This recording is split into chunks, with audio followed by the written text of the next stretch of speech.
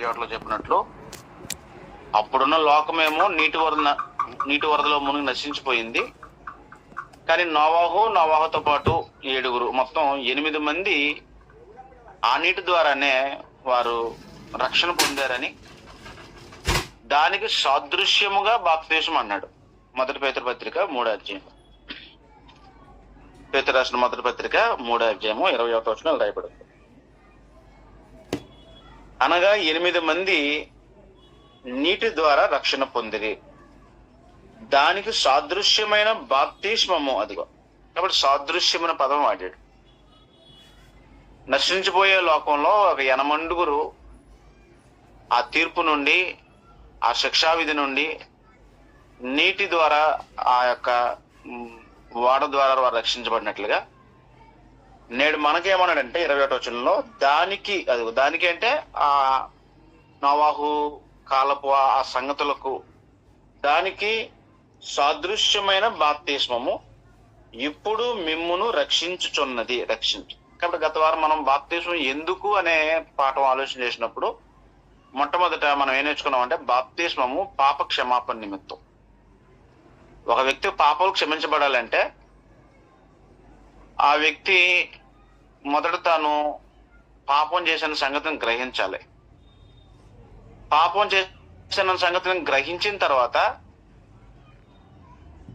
మారు మనసు పొంది, లేకపోతే గ్రహించిన తర్వాత సహోదరులారా మేమేం చేయాలి అని అడగవలసిన అవసరం ఉంటుంది. అపోస్తల కార్యాలు 2వ అధ్యాయంలో పేతురుని వాళ్ళు అడిగారు. వారి పాపం ఏంటో వాళ్ళు గుర్తించారు. వాళ్ళ పాపం ఏంటి? వారి యొక్క మెస్సియా, లేకపోతే పాత నిబంధన గ్రంథంలో ప్రవక్తల లేఖనాల్లో ఎవరిని గురించి అయితే ప్రస్తావించబడిందో ఆయన భూమి మీదకి వచ్చిన తర్వాత వారు తెలియకనే ఆయన్ను సిలువేసి చంపారు. ఈ సంగతి అంతటిని ఎప్పుడైతే పేతురు బోధించి ఆయన ఎవరో కాదు, లేఖనాల్లో ప్రస్తావించబడిన, లేకపోతే మీరు ఎదురు చూసినటువంటి మెస్సియా ఆయనే అనే సమాచారాన్ని చెప్పేశాడు. మీరు సిలువ వేసిన ఈ యేసునే దేవుడు క్రీస్తుగాను ప్రభువుగాను నియమించును అని ఎప్పుడైతే చెప్పాడో వాళ్ళకి సమాచారం అంతా విన్న తర్వాత వాళ్ళకి అర్థమైపోయింది. అర్థమయ్యి వాళ్ళు అడిగిన ప్రశ్న ఏంటంటే, కాబట్టి ఎప్పుడైనా గుర్తుపెట్టుకోండి, పాపము గ్రహింపు వస్తే, అంటే నేను పాపం చేశాననేటువంటి ఆ సంగతి మనిషికి అర్థమైతే, దైవ చిత్తానుసారంగా ఆ వ్యక్తి దుఃఖపడితే తను వెంటనే ఏం చేయాలంటే, నేను ఏం చేయాలనే ప్రశ్న అడగవలసిన వాడు ఉన్నాడు. యోధా ఉన్నాడు, ఉదాహరణకి ఇస్కరియోతు యోధా పాపం చేశాడు, దుఃఖపడ్డాడు, కానీ ఏం చేయాలని అడగకుండా పరుగును పోయి ఊరేసుకొని చనిపోయాడు అంతే. అంటే తన పాపానికి, తన యొక్క తను చేసిన తప్పిదానికి, అపరాధానికి ఇదే శిక్ష, ఇదే తగింది అనేటట్లుగా తను భావించి చనిపోయాడు. కానీ గ్రంథం ఏం చెప్పిందంటే, దైవ చిత్తానుసారమైన దుఃఖము అలాంటి చావుకు తీసుకెళ్దు. ఏం చేయాలన్నమాట, ఒక వ్యక్తి పాపం చేసిన సంగతి గ్రహించిన తర్వాత ఆ వ్యక్తి ఏం చేయాలంటే, నేనేం చేయాలి అనే ప్రశ్నను అడగవలసిన వాడిగా ఉన్నాడు. అప్పుడు పేతురు ఏం చెప్పాడంటే, మీరు మారు మనసు పొంది, అదిగో. కాబట్టి దైవ చిత్తానుసారమైన దుఃఖము రక్షణార్థమైన మారు మనసును కలిగిస్తుంది. ఈ మారు మనసు మనకు రక్షణ దయపెడుతుంది, కానీ మరణాన్ని మనకు అనుగ్రహించదు. కాబట్టి ఎప్పుడైతే వాళ్ళు పాపం చేసిన సంగతి గ్రహించారో, దైవ చిత్తానుసారంగా దుఃఖపడ్డారో, రక్షణార్థమైన మారు మనసును పొందారో, అప్పుడు దానికి సాదృశ్యమైన బాప్తిస్మం మనుషులను రక్షిస్తుంది గ్యారంటీ. కాబట్టి గత వారం బాప్తిస్మం పాప క్షమాపణ నిమిత్తము అనే సమాచారం మనం నేర్చుకున్నాం. ఈ రోజున ఈ మొదటి పేతురు 3:21 ప్రకారము బాప్తిస్మం ఏం చేస్తుంది అంటే, రెండవదిగా 21లో ఏమంటే, దానికి సాదృశ్యమైన బాప్తిస్మము ఇప్పుడు మిమ్మును రక్షించుచున్నది. అప్పుడు రెండవది ఇదేంటి, పాప క్షమాపణ అంటే రక్షించబడమే కదా? అవును, కాదనట్ల. కానీ పాపము క్షమించబడడం అనేది ఒక ఘట్టం. నువ్వు పాపము క్షమించబడిన కారణాన దేవుని ఎదుట నీ మీద ఎలాంటి శిక్షా విధి లేదు కాబట్టి నువ్వు రక్షణలో ప్రవేశించు. అంటే జలప్రవేశంలో కొట్టుకుని పోకుండా నోవాహు వాడలో ఉన్న ఆ 8 ఎలాగైతే దే ఆర్ సేవ్డ్ అనే భావం అనుకుంటుందో, అలాగన నేడు క్రీస్తు యేసులోకి బాప్తిస్మం పొందిన వారు ఆ నోవాహు వాడకు లేకపోతే ఆ నీటి ద్వారా రక్షణ పొందిన 8 మంది ఉన్నారే ఆ యొక్క కార్యక్రమానికి తగినట్లుగా దానికి సాదృశ్యమైన బాప్తిస్మము ఇప్పుడు మిమ్మును రక్షించుచున్నది. కాబట్టి రక్షణకు బాప్తిస్మం అవసరం. కానీ నేడు లోకంలో క్వైట్ ఆపోజిట్ గా బాప్తిస్మం అంత కీలకమైంది ఏం కాదు. నువ్వు విశ్వసించావా చాలు రక్షించబడతావు.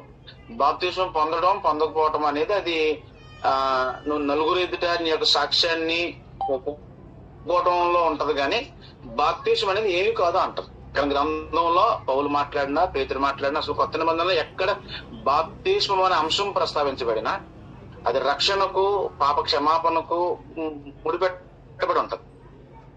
ఎందుకంటే గత వారం మీకు చెప్పినట్లు రక్షించేది లేకపోతే మన పాపాలను కడిగి వేసేది రక్తమే, నీళ్లు కాదు. కానీ ఆ రక్తము ద్వారా నీ పాపాలు కడిగివేయబడే చోటు లేకపోతే అది నీకు లభ్యమయ్యేటువంటి ఆ కార్యక్రమం ఎక్కడ అంటే నువ్వు బాప్తిస్మపు నీళ్లలో చూపించి నీ విధేయత మీద ఆధారపడి ఉంటుంది. ఎప్పుడైతే నువ్వు బాప్తిస్మం పొందావో దేవుని సంకల్పాన్ని నిరాకరించకుండా ఎప్పుడైతే ఆయన సంకల్పాన్ని నువ్వు లోబడ్డావో నీ యొక్క విధేయతను బట్టి, అంటే నయమాను ఎలీషా మాట విని యొర్దా నదిలో 7 మార్లు మునిగితే అతని యొక్క కుష్ఠము తగ్గినట్లుగా, అతని కుష్ఠరోగము మట్టుమయమైపోయినట్లుగా నువ్వు క్రీస్తు ప్రభు యొక్క శిలువను కూర్చున్న వార్త విని విశ్వసించి మారు మనసు పొంది పాప క్షమాపణ నిమిత్తము ఎప్పుడైతే నీట ముంచబడటం అనే కార్యక్రమం జరుగుతుందో ఆ బాప్తిస్మం ముందు ఏం జరుగుతుందంటే నువ్వు ఆయన మరణంలోనికి పాతి పెట్టబడతావు. ఆయన యొక్క మరణ అనుభవంలోనికి నువ్వు ఎప్పుడైతే సాదృశ్యం అంటే గత వారం మనం చదువుకున్నట్లుగా రోమపత్రిక 6 మాట ఉంటది, క్రీస్తు యేసులోనికి బాప్తిస్మం పొందిన మనం అందరము ఆయన మరణములోనికి పాలు పొందమని మీరు ఎరగరా అన్నాడు. కాబట్టి ఎప్పుడైతే ఆయన మరణము తర్వాత ఆయన సమాధి నూతన జీవం పొంది తిరిగి లేవటానికి ఆయన పునరుద్ధానము వీటిలో మనం పాలు పొందామో అప్పుడు ఏమవుతుందంటే దానికి సాదృశ్యమైన బాప్తిస్మము ఇప్పుడు మిమ్మును రక్షించుచున్నది అన్నది. కాబట్టి అదే రెండవ సంగతి. మూడవదిగా బాప్తిస్మం మనల్ని ఇంకేం చేస్తుంది? బాప్తిస్మం ఎందుకు? మొదటి పాప క్షమాపణ కొరకు, 2 మనం రక్షించబడ్డానికి. ఎప్పుడైతే పాప క్షమాపణ జరిగిందో నీ మీద క్రీస్తు యేసునందు ఉన్న వాడికి ఏ శిక్షా విధి లేదు. అంటే అర్థమేంటనమాట, నువ్వు ఉగ్రతలోంచి తప్పించబడ్డావు. ఉగ్రతను తప్పించబడి నువ్వు రక్షణలో ప్రవేశించావు. దాన్ని రక్షించబడడం అంటారు. చాలా మంది బ్రదర్ మీరు రక్షించబడ్డారా అంటారు. అటు బాప్తిస్మం పొందకపోయినా కూడా నేను ప్రభువుని నమ్ముకున్నానండి, నేను మతం పుచ్చుకున్నానండి, లేకపోతే నేను యేసును నా రక్షకుడిగా స్వీకరించానండి అంటాడు. అంత మాత్రాన ఆ వ్యక్తి రక్షణ పొందినట్టు కాదు. రక్షించబడ్డాడంటే ఆ వ్యక్తి దానికి సాదృశ్యమైన బాప్తిస్మము ఆ కార్యక్రమం జరగకపోతే ఒక వ్యక్తి విన్నా విశ్వసించినా మారు మనసు పొందినా ఎంత దుఃఖపడి ఏడ్చినా కూడా బాప్తిస్మము అనే ఆ ఘట్టం కూడా జరగకపోతే అతని విధేయతలు లోపం ఉంది. ఆ విధేయత సంపూర్ణమైన విధేయత కాదు. సంపూర్ణమైన విధేయత ఎప్పుడు ముగించబడుతుంది అంటే వాక్యం వినటంతో కాదు, వాక్యం విశ్వసించడంతో కాదు, మారు మనసు పొందడంతో కాదు, లేకపోతే యేసు దేవుని కుమారుడు ఒప్పుకోవడంతో కాదు.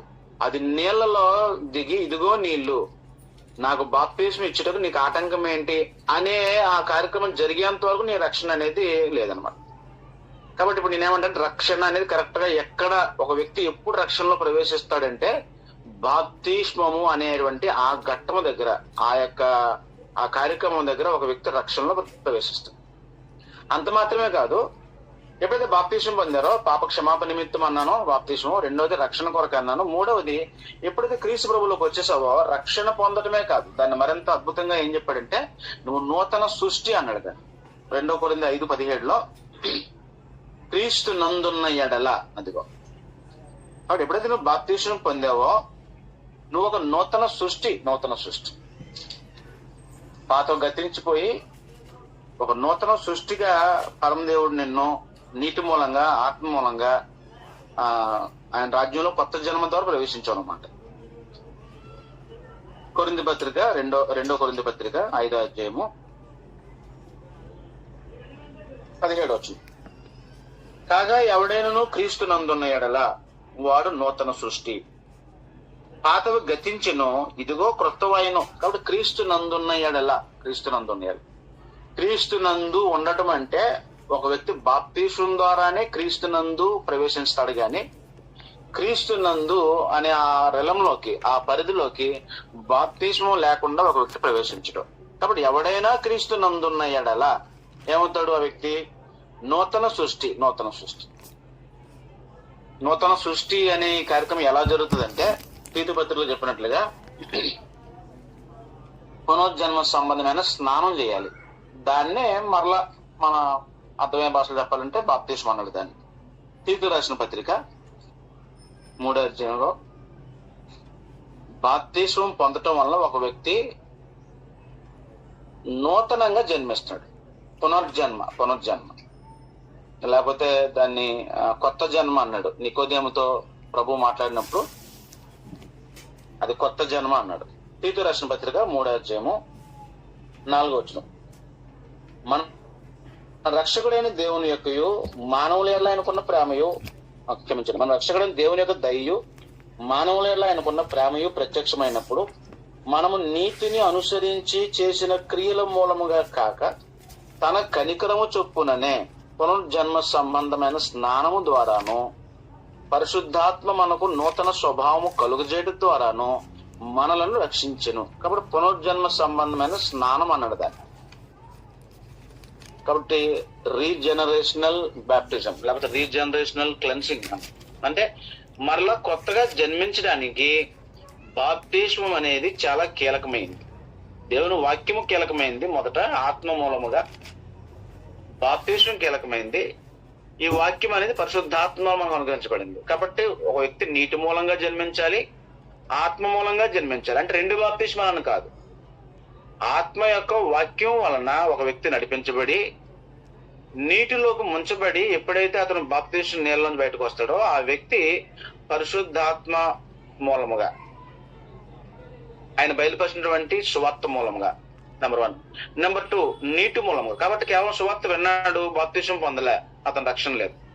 ఒక వ్యక్తి సువార్త వినలేదు, నీట ముంచబడ్డాడు, అయినా రక్షణ లేదు. మరి ఏమవ్వాలి? రెండూ జరగాలి. పునర్జన్మ సంబంధమైన స్నానము జరగాలి, పరిశుద్ధాత్మ మనకు నూతన స్వభావం కలగజేయడం ద్వారా, ఇది వాక్యం ద్వారా జరిగించే కార్యక్రమం. యోహాను సువార్త 3వ అధ్యాయం ఏమంటాడంటే దాన్ని నీటి మూలముగాను ఆత్మ మూలముగా అన్నాడు. కాబట్టి మన రక్షణలో పరిశుద్ధాత్మ కీలకమైన పాత్ర వహిస్తారు. ఆయన ఏం చేస్తారంటే అపోస్తుల బోధ ద్వారా మనల్ని పాపం విషయమై, తీర్పు విషయమై, లేకపోతే నీతి విషయమై మనల్ని ఒప్పిస్తాడు. మనం ఒప్పించి ఆత్మ మూలముగా మనం ఎప్పుడైతే ఆ సంకల్పం ప్రకారం సత్యవాక్యం వలన కనబడతామో అప్పుడు ఈ బాప్తిస్మం అనే కార్యక్రమం కూడా అక్కడ జరగాలి. వాక్యము ప్లస్ బాప్తిస్మం రెండు. యోహాను సువార్త 3వ అధ్యాయంలో మాట చెప్పాడు, నీటి మూలముగా ఆత్మ మూలముగా. అంటే రెండు బాప్తిస్మాలు కాదు అక్కడ, లేకపోతే రెండు విధానాలు కాదు. బాప్తిస్మానికి అక్కడ మాట్లాడిన సంగతి ఏంటంటే యోహాను సువార్త 3వ అధ్యాయము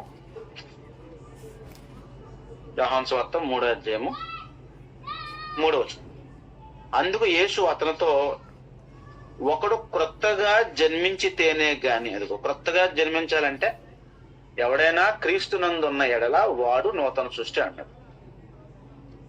దాన్నే క్రొత్త జన్మ. క్రొత్తగా జన్మించితేనే గాని అతడు దేవుని రాజ్యాన్ని చూడలేడు అని చెప్పి 5వ వచనం అంటాడు. యేసు ఇట్లైనను ఒకడు, అదిగో క్రొత్తగా జన్మించడం అంటే ఏంటో ఇప్పుడు దాన్ని మరింత వివరంగా చెప్పాడు.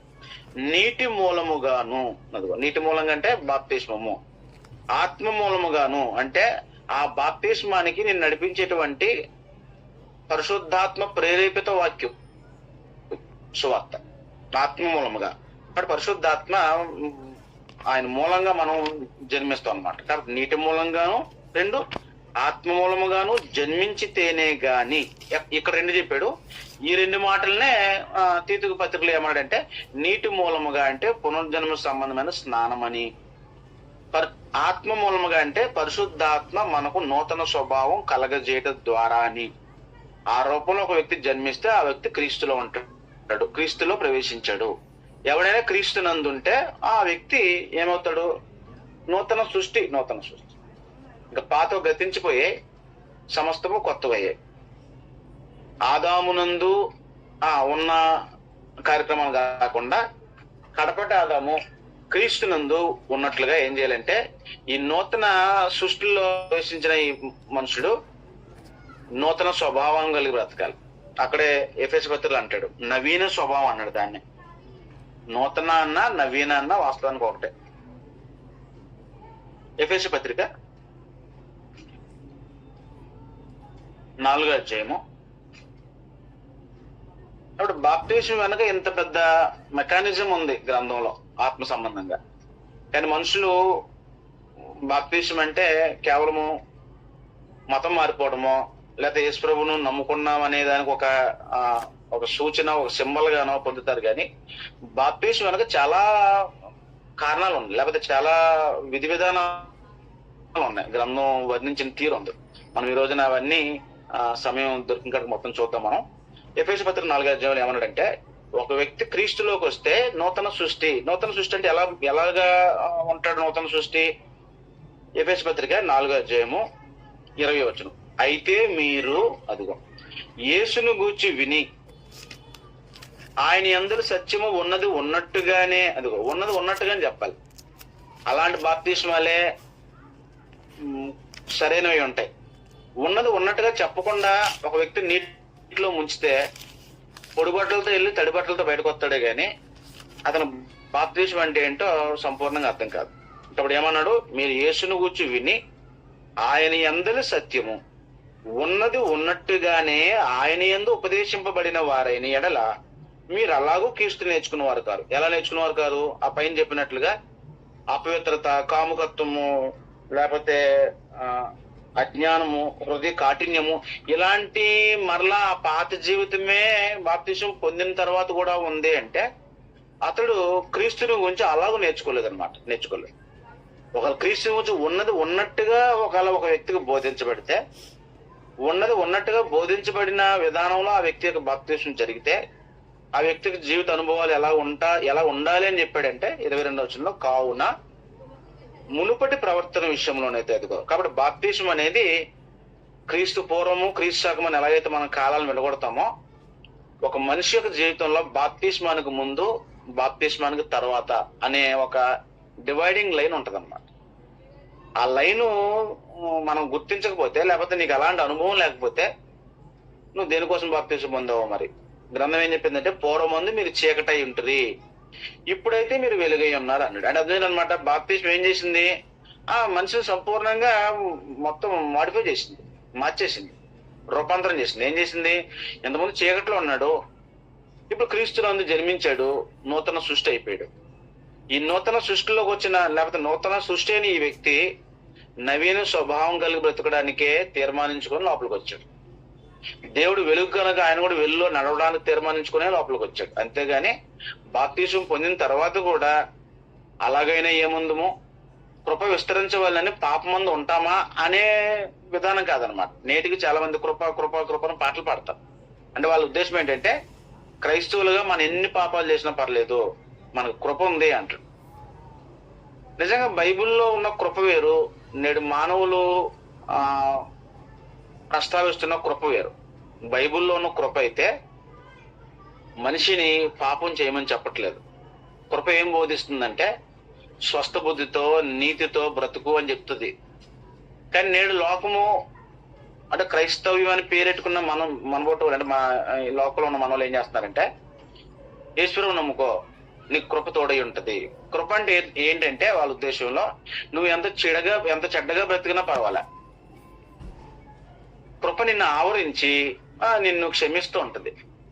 కాబట్టి ఇది ఎలా ఉందంటే పాపానికి మరింత లైసెన్స్ ఇచ్చినట్టు ఉంది, కానీ పాప నివారణ చేయటానికి తగినట్టుగా లేదనమాట. ఇది లోకం యొక్క అపార్థం. కానీ గ్రంథం ప్రకారం కృప ఏం చెప్తుందంటే తీతు పత్రిక మనం తెలిసినట్టు 2:11 వచనంలో మీరు ఈ స్వస్థ బుద్ధితో బ్రతకండి, నీతితో బ్రతకండి అనే ఇలాంటి సంగతులు చెప్తుంది. కాబట్టి ఇప్పుడు ఎవరైతే కృప పొందుకున్నారో, ఎవరైతే కృపలో ప్రవేశించారో వారు ఎలా జీవించాలంటే ఎఫెసు పత్రిక 5వ అధ్యాయం 22లో చెప్పినట్లుగా ఈ నూతన సృష్టి, ఈ నూతన పురుషుడు ఎలా బ్రతకాలంటే కావున మునుపటి ప్రవర్తన విషయంలోనైతే మోసకరమైన దురాశల వలన. కాబట్టి మీకు చాలా కాలం క్రితం ఒక పాఠం చెప్పాను, బాప్తిస్మమునకు ముందు బాప్తిస్మము తర్వాత అన్న పాఠం. ఆ పాటలో మనం ప్రస్తావించినట్టు బాప్తిస్మం అనేది నిజంగా అంత అలాంటి ఒక అనుభవాన్ని మనకి ఇవ్వకపోతే, పొందక ముందు ఎలాంటి ఆ ఆ భావం ఉందో పొందిన తర్వాత కూడా నీ జీవిత అనుభవాల్లో నీకు ఆ అనుభవాలు అర్థం కాకపోతే, ఆత్మ సంబంధంగా నీకు ఆ భావం తెలియకపోతే ఎక్కడో సమస్య ఉందన్నమాట. ఏం చెప్పాడంటే, మునుపటి ప్రవర్తన విషయంలోనైతే అది మునుపటిది మోసకరమైన దురాశల వలన చెడిపోవు మీ ప్రాచీన స్వభావాన్ని వదులుకొని, అది పోతుంది అని చెప్పలేదు, వదులుకోవాలన్నాడు దాన్ని. కాబట్టి చాలా మంది ఏమంటారండి, బాప్తిసం పొందాను బ్రదరు కానీ నేను మానలేకపోతాను. నువ్వు మానాలి, అవి వాటంతరే పోవు. బాప్తిసం పొందిన వెంటనే అబద్ధం వాటంతరే ఎగిరిపోదు, లేకపోతే నీ లోపల ఉన్నటువంటి సమస్య ఎగిరిపోదు. ఏం చేయాలంటే, పరిశుద్ధాత్మ నీకు నూతన స్వభావం కలగజేయడం ద్వారా వాటిని ఏం చేయాలంటే జయించాలి. ఆ ప్రాచీన స్వభావం ఏదైతే మరలా వెనక్కి వస్తుందో నీ పక్షంగా, నువ్వేం చేయాలంటే ఆ స్వభావం సిలువ వేసినట్లుగా, పాపం విషయమే చచ్చినట్లుగా ఆ అనుభవాన్ని నువ్వు నీ జీవిత అనుభవాలు చూపించాల్సి ఉంటది. కాబట్టి ఏం చెప్పాడంటే, మీ ప్రాచీన స్వభావాన్ని వదులుకొని. కాబట్టి ఇది ఇండివిజువల్ రెస్పాన్సిబిలిటీ, పర్సనల్ రెస్పాన్సిబిలిటీ, అంతేగాని ఇది ఆటోమేటిక్ గా జరిగే కార్యక్రమం కాదు. ప్రాచీన స్వభావాన్ని వదులుకొని మీ చిత్త వృత్తి యందు, అంటే వారి యొక్క చిత్తం చేసే వృత్తి, వారి యొక్క ప్రవర్తన విధానం, వాటి నూతన పరచబడిన వారై నీతియు యథార్థమైన భక్తియు గలవారై, అదిగో దేవుని పోలికగా సృష్టింపబడిన నవీన స్వభావాన్ని ధరించుకోవాలి. కాబట్టి ఈ దేవుని పోలికగా నువ్వు పుట్టడానికి ఆ బీజం ఏదంటే దేవుని వాక్యమే. కాబట్టి దేవుని వాక్యానికి పుట్టినవాడు దేవుని బీజానికి పుట్టినవాడు. ఈ దేవుని బీజానికి పుట్టినవాడు దేవుని పోలికగా వాస్తవంగా మనం దేవుని పోలికగా సృష్టించబడిన వాళ్ళమే. కానీ ఆయన పోలికను, ఆయన స్వరూపాన్ని మనం పోగొట్టుకున్నాం మన పాపం చేయడం వలన. అయితే ఎప్పుడైతే క్రీస్తు నందు ఉన్న ఎడల వాడు మరలా నూతన సృష్టి, మరలా దేవుని యొక్క స్వరూపము, దేవుని యొక్క పోలిక, వాడు ఫ్రెష్ గా, లేకపోతే వాడు వినూత్నంగా మరలా అనుభవించబోతాడు. అంటే ఎన్నడే పాపం చేయని వాడిగా వాడిని దేవుడు పరిగణించి, దేవుడు నీతిమంతుడును క్రీస్తు యేసునందు విశ్వాసం ఉంచే వాడిని దేవుడు నీతిమంతుడుగా తీరుస్తాడు. దాన్ని జస్టిఫికేషన్ అన్నాడు ఇంగ్లీష్ లో. జస్టిఫికేషన్ అంటే అర్థం ఏంటంటే, మనం నీతిమంతులం కాము గాని క్రీస్తు యేసునందలి విశ్వాసాన్ని బట్టి, మళ్ళా చెప్తున్నా, ఆ విశ్వాసం ఒంటి విశ్వాసం కాదు. ఇక్కడే మార్టిన్ లూథర్ తప్పు చేశాడు. మార్టిన్ లూథర్ ఏం చేశాడంటే, రోమపత్రిక చదివి రోమపత్రికను చాలా అద్భుతంగా అతను దాన్ని మనసులో పెట్టుకొని అందులో నుంచి ఒక సిద్ధాంతాన్ని ఏమి నేర్పాడంటే లోకానికి, ఫెయిత్ ఓన్లీ అన్నాడు. ఫెయిత్ ఓన్లీ అంటే విశ్వాసం మాత్రమే అన్నాడు. ఈ మాత్రమే అనే పదం అసలు రోమపత్రికలు ఎక్కడ మనకు కనబడదు. విశ్వాసం మాత్రమే అని ఎక్కడ బైబిల్లో కనబడదు. విశ్వాసం కాకుండా విశ్వాసమునకు విధేయులగునట్లు అనే మాట అయితే రోమపత్రికలో ఉంది. అటు మొదటి అధ్యాయం మొదటి భాగంలో ఉంది, 16 అధ్యాయం చివరి భాగంలో ఏముందంటే, సమస్త అన్య జనులు విశ్వసించినట్లు కాదు, విశ్వాసమునకు విధేయులగునట్లు. కాబట్టి ఈ విధేయత అనేది చూపించకపోతే, కేవలము ఒంటి విశ్వాసం మాత్రమే ఉంటే అలాంటి వాడు నూతన సృష్టి కాలేడు. నూతన సృష్టి అంటే అర్థం ఏంటంటే, ఆ వ్యక్తి దేవుని యొక్క బీజానికి పుట్టాలి, దేవుని పోలిక సృష్టించబడాలి, అప్పుడు నవీన స్వభావాన్ని ధరించుకుంటాడు. కాబట్టి ఏం చెప్పాడంటే అక్కడ 24వ వచనం, నీతియు యథార్థమైన భక్తియు గలవారై దేవుని పోలికగా సృష్టింపబడిన నవీన స్వభావమును ధరించుకొనవలెను. దాన్నే ఫుట్ నోట్లో 4 ఏమన్నాడు, నవీన పురుషుణ్ణి ధరించుకోవాలి. ఈ నవీన పురుషుడు ఎవరు అంటే, మన పాత జీవితం కాదు, ఎక్కడో జీవించదు నేను కాదు అంటాడే పౌలు గారు గలతీ పత్రిక 2వ అధ్యాయంలో. గలతీ పత్రిక 2వ అధ్యాయం. నవీన పురుషుడు అంటే ఎలా ఉంటది? ఉదాహరణకి పాత పౌలు ఉన్నాడు, బాప్తిస్మమునకు మునుపు పౌలు, బాప్తిస్మమునకు తర్వాత పౌలు. ఏముంది అతనిలో ఉన్న మార్పు ఏంటంటే, గలతీ పత్రిక 2వ అధ్యాయము 20 వచనం చదివినట్లు, 20 వచనం, నేను క్రీస్తుతో కూడా సిలువేయబడి ఉన్నాను, ఎక్కడో జీవించేవాడు నేను కాను. కాబట్టి మన పాత బ్రతుకు, ప్రాచీన స్వభావాన్ని మనం ఏం చేయాలన్నమాట, పౌలులాగా క్రీస్తుతో కూడా సిలువేయబడి ఉన్నాననే ఆ మాట మనం అనగలగాలి. మరి ఇక్కడ జీవించేది ఎవరు? నేను కాదు, క్రీస్తే నా యందు జీవించుచున్నాడు. నేనిప్పుడు శరీరమందు జీవించుచున్న జీవితము నన్ను ప్రేమించి నా కొరకు తను తాను అప్పగించుకున్న దేవుని కుమారుని అందలి విశ్వాసం వల్ల జీవించను. ఇది బాప్తిస్మమునకు మునుపు ఒక మనిషికి ఉండాల్సినటువంటి కమిట్మెంట్. జీవించే వారికి మీదట తమ కొరకు కాక తమ నిమిత్తము మృతి పొంది తిరిగి లేచిన యేసుక్రీస్తు కొరకే బ్రతుకుతాను అనేటువంటి ఆ నిశ్చయితతో ఒక వ్యక్తి బాప్తిస్మమునకు దిగాలి. గాని నేను మునుపు ఎలాంటి వాడినో తర్వాత అలాగే ఉంటాను అనే భావజాలంతో దిగితే అది బాప్తిస్మం యొక్క ఉద్దేశం కానే కాదు. కాబట్టి ఏం చెప్పాడంటే, నేను ఇప్పుడు శరీరమందు జీవించున్న జీవితము నన్ను ప్రేమించి నా కొరకు తనను తాను అప్పగించుకున్న దేవుని కుమారుని అందరూ విశ్వాసం వల్ల జీవిస్తున్నాను. కాబట్టి ఈ జీవితంలో ప్రవేశించాలంటే, ఈ నూతన సృష్టి అవ్వాలంటే ఏమవ్వాలి? మనం క్రీస్తు నందు ఉన్న ఎడల వాడు నూతన సృష్టి. క్రీస్తు ప్రభులో ప్రవేశించాలంటే ఏం చేయాలి? మనం చెప్పినట్లు బాప్తిస్మం పొందాలి. బాప్తిస్మం ద్వారా ఈ రోజు చెప్పే సమాచారం ఏంటంటే, పాప క్షమాపణ కొరకు బాప్తిస్మం, రక్షించబడడానికి బాప్తిస్మం, తర్వాత నూతన సృష్టి కావడానికి బాప్తిస్మం. ఇంకోటి చెప్పాడు ఇప్పుడు గలతీ పత్రిక 3వ అధ్యాయంలో 25లో అంటాడు, 26లో, యేసు క్రీస్తు నందు మీరందరూ విశ్వాసం వల్ల దేవుని కుమారులై ఉన్నారు. విశ్వాసం వల్ల దేవుని కుమారులు అంటే నాకు విశ్వాసం అన్నాడు కదా, అక్కడ బాప్తిస్మం లేదు కదా అంటారేమో. ఆ కిందనే వెంటనే ఏమన్నాడంటే, క్రీస్తులోనికి బాప్తిస్మం పొందిన మీరందరూ. కాబట్టి యేసు క్రీస్తు నందు మీరందరూ విశ్వాసం వల్ల దేవుని కుమారులు అవ్వటం అన్నా, లేకపోతే క్రీస్తు యేసులోనికి బాప్తిస్మం పొందటం అన్నా రెండు ఒకటే, పర్యాపదాలు. కాబట్టి ఒక వ్యక్తి విశ్వసించి బాప్తిస్మం పొందకపోవడం అంటే ఏముండదు. నిజంగా విశ్వసిస్తే నీ విశ్వాసము బాప్తిస్మం రూపంలో కనబడాలి. చాలా మంది నేడు కొన్ని మత శాఖల్లో బాప్తిస్మం అనేది అంత పెద్ద ఇంపార్టెంట్ విషయం కాదు. విశ్వాసం ముఖ్యం, మారుమనసు ముఖ్యం, ఒప్పుకోలు ముఖ్యం అంటాడు. అసలు ఇవన్నీ ముఖ్యమే, కానీ బాప్తిస్మం లేకపోతే అవన్నీ చల్లవు. నువ్వు విశ్వసించావు, బాప్తిస్మం పొందలేదు అనుకో, నీ విశ్వాసము దెయ్యాల విశ్వాసమే. దెయ్యాలు కూడా నమ్ముతున్నాయి దేవుడు ఒక్కడేనని. దేవుడు అంటే భయపడతాయి, దేవుడు అంటే వణుకుతాయి దెయ్యాలు కూడా. నువ్వు కూడా వణుకుతావు, భయపడి బాప్తిస్మం పొందలేదు, నీకు విశ్వాసం లేనట్టే. లేదా మారుమనసు అన్నాడు ఒక వ్యక్తి, మారుమనసు పొందాడని చెప్పి బాప్తిస్మం పొందకపోతే అతను మారుమనసు సంపూర్ణమైన మారుమనసు కాదు, అది పాక్షికమైనది, పార్షియల్ ఒబీడియన్స్. గ్రంథం ప్రకారము సంపూర్ణమైన విధేయత గాని సగం లోబడి సగం లోబడకపోతే అది రక్షణ కాదనమాట, రక్షణ కాదు.